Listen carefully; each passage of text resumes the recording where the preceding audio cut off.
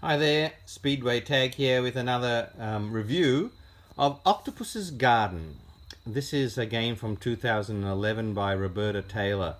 Lovely person, Roberta Taylor, and this obviously is 12 years old now. It's seen a redesign and a re-release just in the last year or so, maybe just last year, I think, which was very welcomed because this is a great game and it deserved a reskin and a republish and just tweaking it a little bit and the artwork and everything and making it nice again.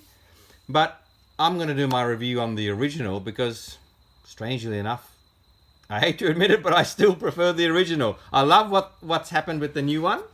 And you can go and obviously online and Board Game Geek and have a look at the new one and compare it to this. But I still really love this box art. I think that looks fabulous. A proper rule book for once with really nice colourful pictures and beautiful paper and really well designed. And just a really lovely work on your own board type game. With a market in the middle where that's where the interaction between the players happen.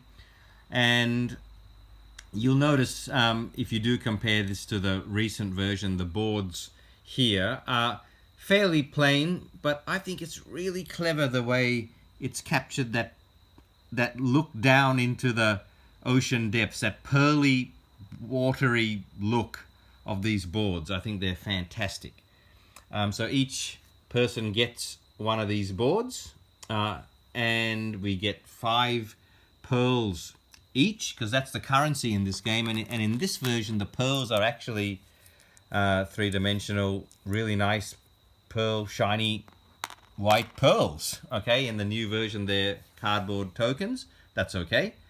To start the game, you've got, well, the theme of it is you are trying to create the best underwater garden, and you do that by getting all those tiles, which eventually will turn up every turn in that market, and you'll start placing them in the best possible spots into your underwater garden. You start your garden with 3 oysters, and this has got a shrimp on it because that's permanent, and the other oysters can be eaten by the starfish, and I'll show you how that happens in a minute. But you start with 3 each.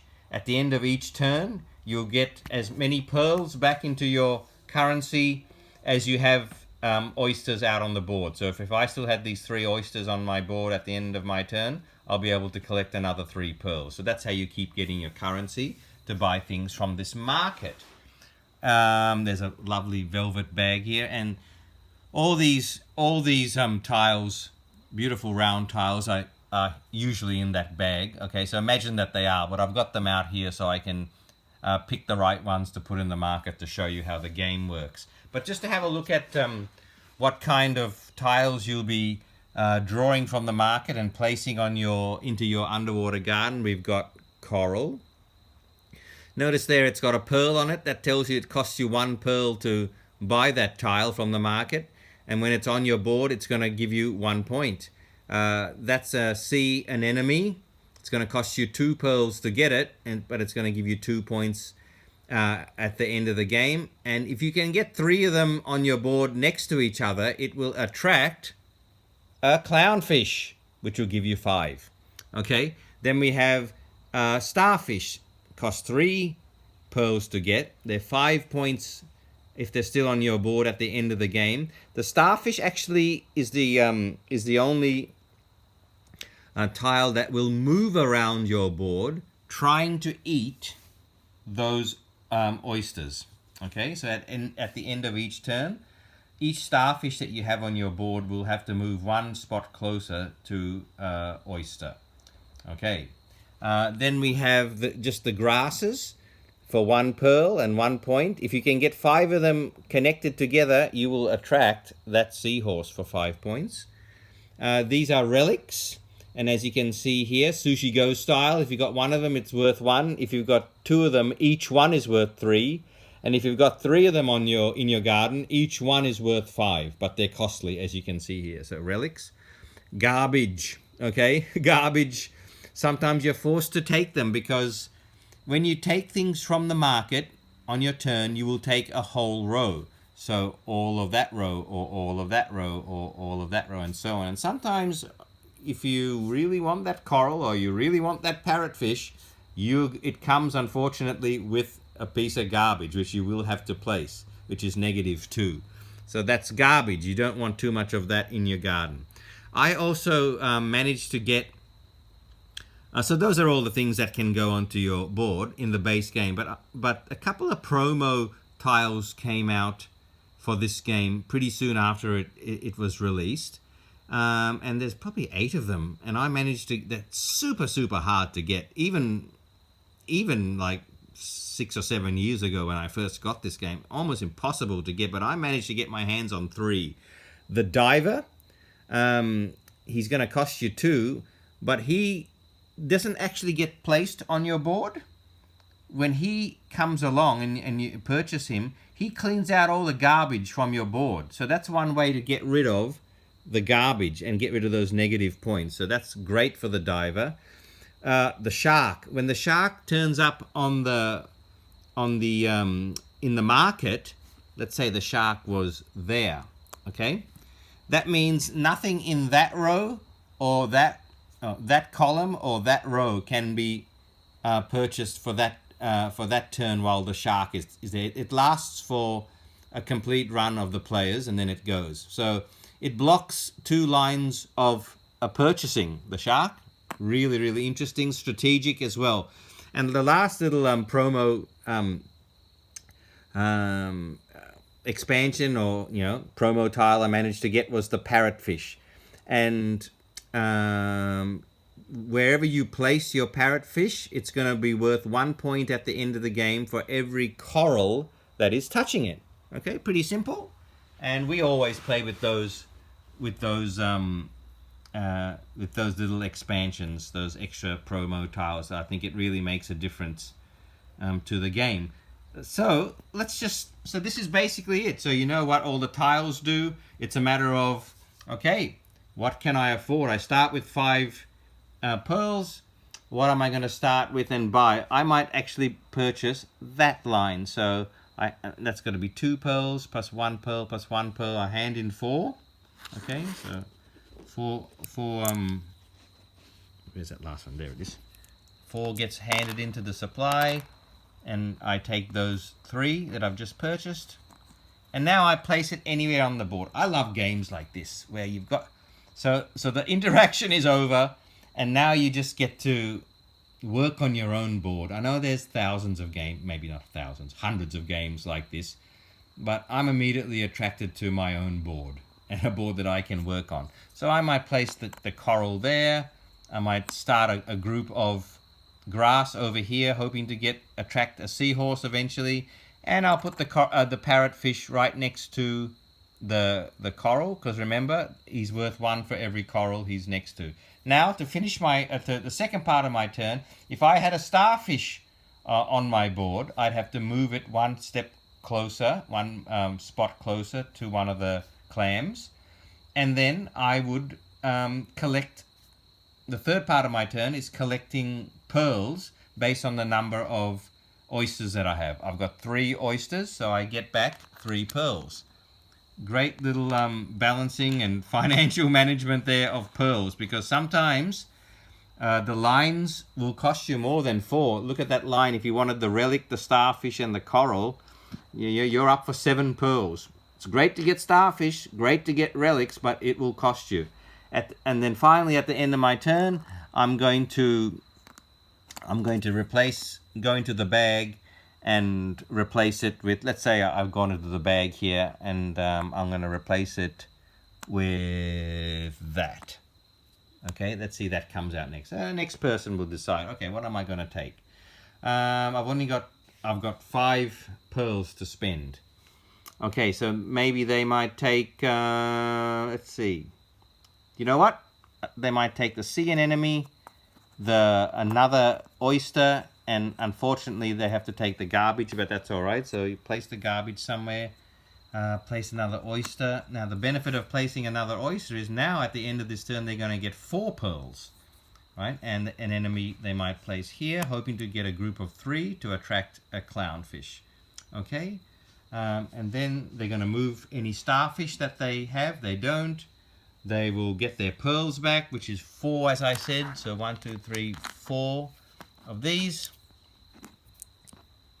Oh, they didn't pay for those, did they, at first? How much did that cost? I think it cost 1, 2, 3. That's right, cost them 3 to pay for that that clam and that anemone. Okay, and then they get 4 back because they've got 4 clams or oysters. Okay. Now they refill the market, and they might refill it with this. Go into the bag, and oh boy, out comes a shark. Another, let's say another coral maybe. Another piece of grass comes out. Okay, so there's the market. We go back to this person. This person's only got 4 pearls. Okay, so he might decide to. You can do this. You can pass and not take anything from the market, and just skip that part of your turn and just collect your pearls to build up a bit more currency so you can buy some better things. So he might skip. He's got 3 clams on his board, so he'll get another 3 pearls for his supply. Now he's got 7 there. This guy might skip as well.